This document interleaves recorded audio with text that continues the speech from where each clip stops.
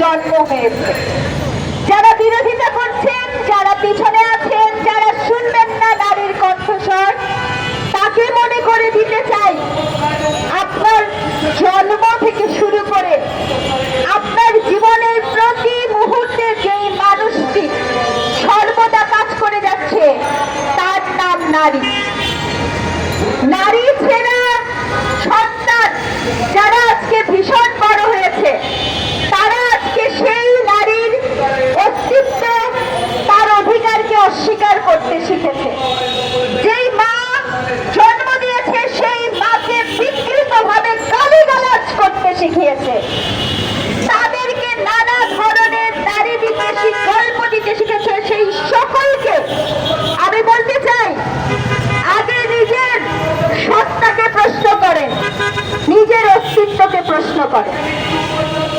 আমাদের এই যে জীবন, আজকে বাংলাদেশের প্রতিটি ঘরে ঘরের গল্প, প্রতিটি ঘরে ঘরে সহিংসতার গল্প হয়, প্রতিটি ঘরে ঘরে সেটির জন্য কোনো বৃত্ত লাগে না।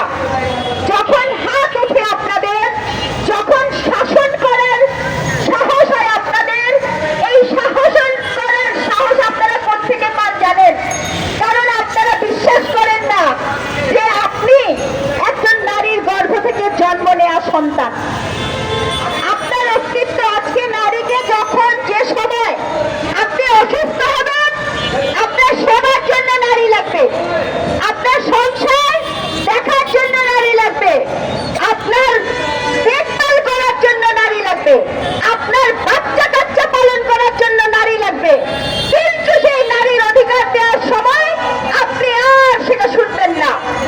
আজকে যে আমরা যে শ্রমিক আছে রাস্তায়, ঘরে, কারখানায়, মজদুর যারা আছে, আমরা ঘরও সামলাই, আমরা বাড়িও সামলাই, আমাদের টাকাতে সংসার চলে, আমরা বাপ মাকে দেখি, আমরা সন্তানকে দেখি, আমরা সবকিছু দেখি। কিন্তু যখন আমরা আমাদের হকের পক্ষে লড়াই করি, ঠিক তখন হক দিতে নারাজ হয়ে যাবে।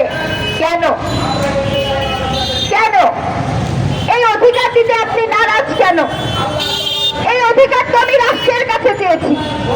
আপনার যদি ইচ্ছা হয় আপনার মতাদর্শ অনুযায়ী দিতে আপনি চান, কিন্তু রাষ্ট্রের অভিন্ন কোষ কেন আমাকে সে অধিকার দিবেন না?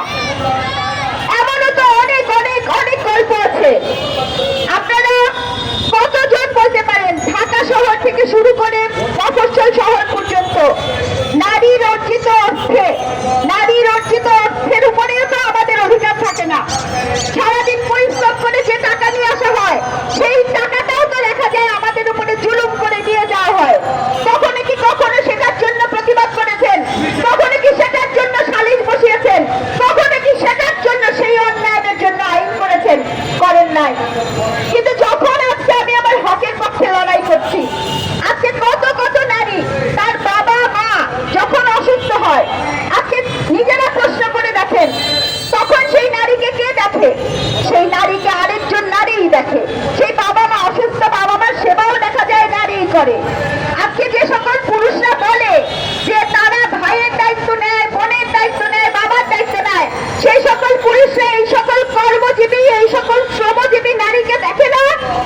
আমরা আমাদের সংসারের দায়িত্ব নেই না, আমরা আমাদের ছেলেমেয়ের দায়িত্ব নেই না, আমরা আমাদের বাবা মার দায়িত্ব নেই না। দায়িত্ব যদি সমানভাবে নেই, তাহলে যে সম্পত্তি পাবো সেই সম্পত্তি দেওয়ার সময় কেন আপনাদের এত এত দ্বন্দ্ব? সারা বছর ধর্মের নামে হিন্দু, মুসলিম, বৌদ্ধ, খ্রিস্টান সারা বছর ধর্মের নামে লড়াই করেন। যখনই সম্পত্তির সম অধিকার চাই, তখন সবাই হয়ে যান ভাই ভাই। কেন? তখন আপনাদের আর ধর্ম বিরুদ্ধাচরণ থাকে না কেন? কারণ আজকে হিন্দু যে ধর্ম মৌলবাদী আছে, আমি আবার বলছি, হিন্দু ধর্মের যে মৌলবাদী আছে, সে বলবে যে আমি সম্পত্তির সমান অধিকার দিব না, কারণ আমি তো সম্পদের একচ্ছত্র অধিকার ভোগ করি। বৌদ্ধ ধর্মের সেও সে একই কথা বলবে। কেন? সারা বছর ধর্মের নামে যখন আপনি বিদ্বেষ ছড়ান, তখন আপনার মনে হয় না আমরা বিদ্বেষে বিশ্বাসী নই। আমরা বিশ্বাস করি না কোনো ধর্ম বিদ্বেষের জন্য আপনাকে তৈরি করেছে। ধর্মকে সুশাসনের জন্য ব্যবহার করেন। আজকে মুসলিম ধর্মে হেবানামা করে সম্পত্তি দেওয়ার এখতিয়ার নাই। যদি হেবানামা করে একজন বাবা তার কন্যাকে সম্পত্তি দেওয়ার এখতিয়ার রেখে থাকেন, তাহলে কেন উত্তরাধিকার আইনে একজন নারী এবং একজন পুরুষ সমান অধিকার পাবেন না? কোথায় বলা আছে নারী এবং পুরুষকে সমান অধিকার দেয়া যাবে না? সম্পত্তির ক্ষেত্রে নারী এবং পুরুষকে সমান অধিকার দেয়া হারাম। যেই বাংলাদেশ আপনি বসবাস করছেন, সেই বাংলাদেশের রাষ্ট্রায়ত্ত রাষ্ট্রীয় প্রতিষ্ঠানের নাম কেরুয়ানগঞ্জ। বিক্রি করে মদ। মদ খাওয়া হারাম আপনি জানেন না? কই কখনো তো বলেন নাই কেরুয়ানগঞ্জ বাতিল চাই। তাহলে আপনি কেন বাতিল যাচ্ছেন নারী সমস্যা নাই? মদ খাওয়া হারাম, মদ খাওয়া বাতিল চাই না। সুদ নেওয়া হারাম, সুদ খাওয়া বাতিল চাই না। সম্পত্তি নিয়ে শুধু বলেছে যেই ভাগ সেখানে যেখানে কোনো নিষেধাজ্ঞাও নাই, সেটার জন্য বাতিল চান। কেন চান? এটা কি ধরনের কাপুরুষতা? কোথায় আছে বিবেক? কোথায় আছে বুদ্ধ? কোথায় আছে আপনার চিন্তা? যে জিনিস আপনাকে হারাম করে দিয়েছে সেই জিনিস আপনি সমানে করে যাচ্ছেন, আপনার দেশের রাষ্ট্রায়ত্ত প্রতিষ্ঠান করে যাচ্ছে। আর যে জিনিস দিয়ে বলা নাই কিছু, যে জিনিসে বলে দিয়েছে আপনি চাইলে দিতেও পারেন, সেই জিনিস নিয়ে আপনাদের এত আপত্তি যখন ওঠে, এই আপত্তি ধরবেন না। দয়া করে ধর্মকে নিয়ে আসবেন না। এই আপত্তি আপনার পুরুষতন্ত্রের, এই আপত্তি আপনার নারী বিদ্বেষের, এই আপত্তি আপনি মেয়ে মানুষের সম্পত্তির অধিকার, মেয়ে মানুষের কথা, মেয়ে মানুষের সাহসকে ভয় পান। আপনি কাকে ভয় পান? আমার যে শ্রমিক আছে পা থেকে মাথা পর্যন্ত, আমার যে নারী শ্রমিক আছে, আমার যে ইট ভাঙে, আমার যে পাথর কাটে, সারা দিন কঠোর পরিশ্রম করে সেই মা যখন বাসায় ফিরে, সেই মা তার সন্তানকেও দেখে। আল্লাহ, ঈশ্বর, সৃষ্টিকর্তা ভগবান আপনার থেকে আমাকে বেশি দিয়েছেন সৃষ্টিগত ভাবে, কারণ আমি সৃষ্টি করতে পারি, আপনি পারেন না। আমাকে যেখানে সেখান থেকেও বেশি দেওয়া আছে। আজকে যখন আমার সমান দিশা বোঝার সময় হয়েছে, তখন আপনার হঠাৎ করে মনে পড়ে যায় যে না, আমি সমান দিব না, আমি সমান দিব না, কিন্তু আমি সকল সুবিধা ভোগ করব, কারণ আমি পুরুষ। আপনি পুরুষ, আপনি বাসার ঘরের কাজের হিস্সা হবেন না। আপনি পুরুষ, আপনি সেবার হিস্সা হবেন না। অসুস্থ নারী, অসুস্থ মা, অসুস্থ বোন, অসুস্থ বউ, তাকে দেখার হিস্সা আপনি হবেন না। কিন্তু আপনি সম্পত্তির সমান অধিকার গ্রহণ করবেন না। আপনি বেশি ভোগ করবেন। কেন বেশি ভোগ করবেন জানেন? কারণ আপনি মনে করেন ওই সম্পত্তি আপনাকে ক্ষমতাবান করে। আর নারীকে যদি সম্পত্তি দিয়ে দেন, তাহলে ওই নারী আপনার কথায় উঠবে বসবে না। নারীকে আপনি নিয়ন্ত্রণ করার জন্য তাকে সম্পত্তির সমান অধিকার দিতে চান না। আজকে কত কত মেয়ে যারা দেখা যাবে ঋণ করে নিজের সন্তানকে পড়িয়েছে।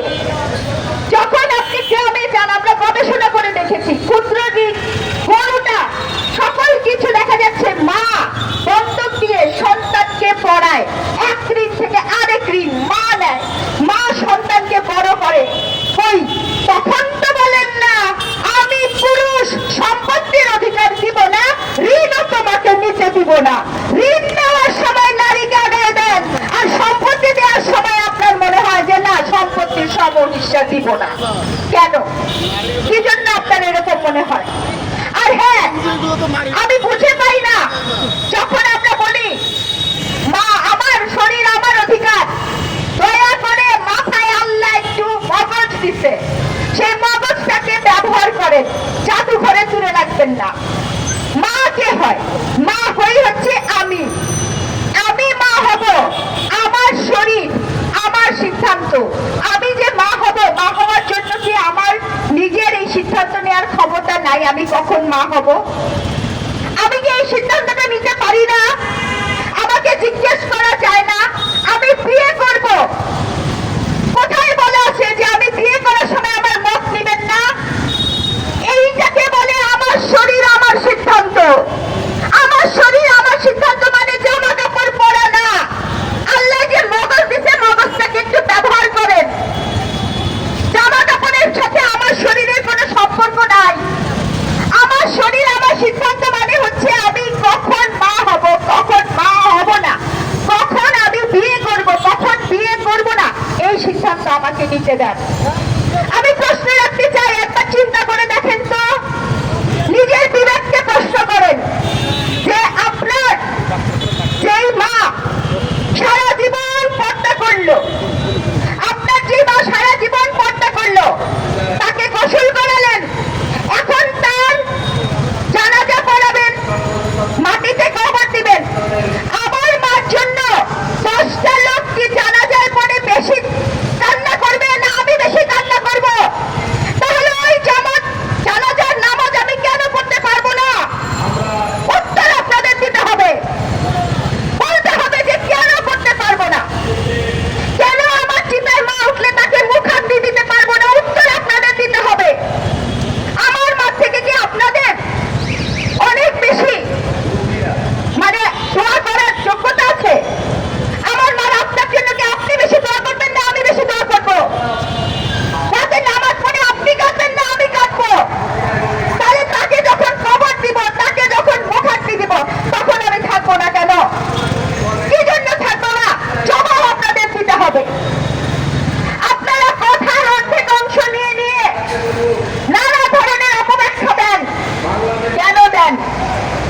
আমরা তো কখনো বলি নাই যে আমার শরীর আমার অধিকার মানে হচ্ছে জামা কাপড় পরে বিবস্ত্র হওয়া। আপনারা কেন এইভাবে ভাবেন? আপনারা কেন ভাবেন যে সম্পত্তির সম অধিকার চাওয়া মানে আপনাদের ধর্মকে অসম্মান করা? আপনার ধর্ম আমার ধর্ম না? আল্লাহ কি আপনার একার? আমার না? তাহলে আপনি কেন এইভাবে ভাবছেন? আপনি কেন ভাবছেন? আমাকে এই প্রশ্নের জবাব দেন যে আমি যখন রাষ্ট্রের সম্পত্তির অধিকার চাচ্ছি, এই রাষ্ট্রে আমার যে হাজার শ্রমিক রাস্তায়, কাঁধে, কারখানায়, তারপর সকল জায়গায় কাজ করে, তখন আপনি তো বলেন না যে আপনি শ্রমের অধিকার নিয়েন না, নাকি আপনি চান যে না আমার কোনো নারী বাইরে কোনো কাজ করবে না? আপনারাই যদি চান তাহলে মনে রাখবেন, গাড়ির চাকা দুইটা, এক চাকায় যদি হয়ে যায় ফাটা তাহলে হয় না যাত্রা। ওই যাত্রা আপনার হবে না, চাকা সমান হইতে হবে, তাহলে আপনি 2 কদমও যাইতে পারবেন না।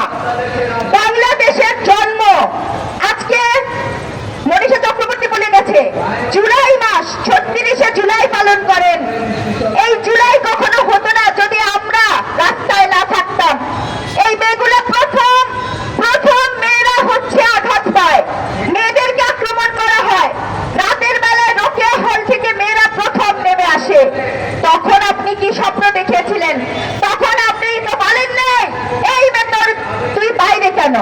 তখন তো আপনি বলেন নাই এই মেয়ে তুই এই পোশাকে আসছিস কেন? তখন তো আপনি বলেন নাই, তখন তো আপনি হাতে হাত ধরার সময় পেছনে যান নাই। আজকে আপনি হাতে হাত ধরার সময় পেছনে যান।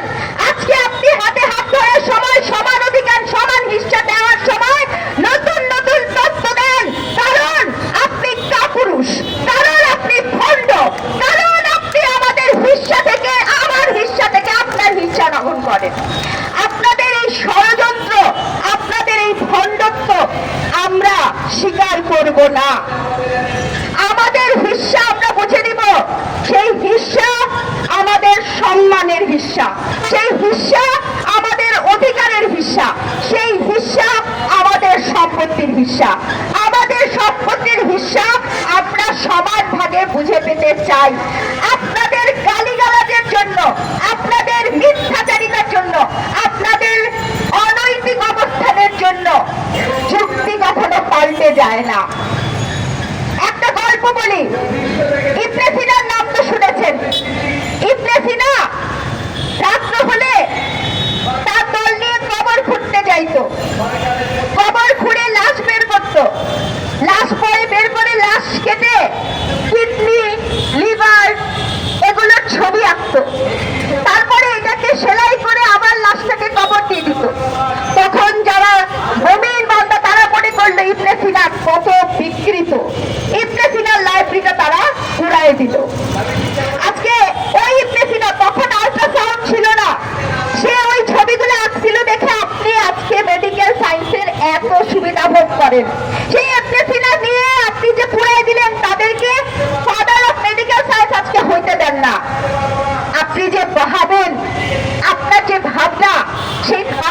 মধ্যে অনেক যে সংকট আছে, আপনি বাহাস করেন, আপনি তর্ক করেন, আপনি দম্ভ দেখান কিসের?